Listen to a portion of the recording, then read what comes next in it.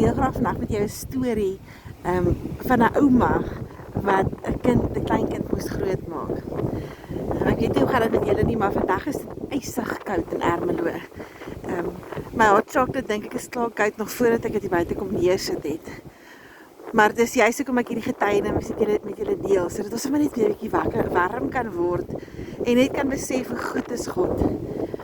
Ek is Saterdag in die mall en daar's 'n ouma wat ek nou 'n paar jaar ken wat my stop in die mall en ons begin te praat oor haar kleinkind wat 18 geword het en sy sê 18 jaar terug het sy nie gedink hoe gaan sy dit regkry om hierdie kind groot te maak wat eintlik maar haar kleinkind is, want haar kinders is klaar groot.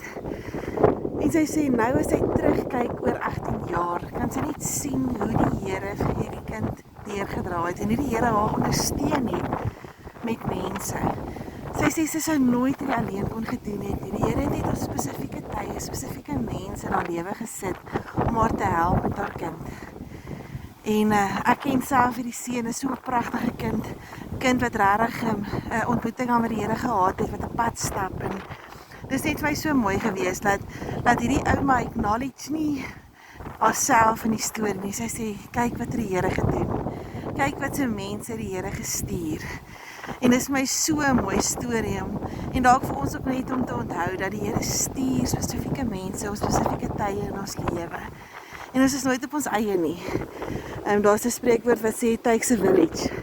En as jy 'n kind van die Here is, dan is daar soveel mense beskikbaar om jou te ondersteun en jou te help. En as jy dalk alleen voel in dit wat jy moet doen, miskien ouerskap, miskien in jou situasie waarin jy tans is, reik uit na mense toe wat die Here dien. Want hulle sal vir jou omgee, hulle sal vir jou uitkyk.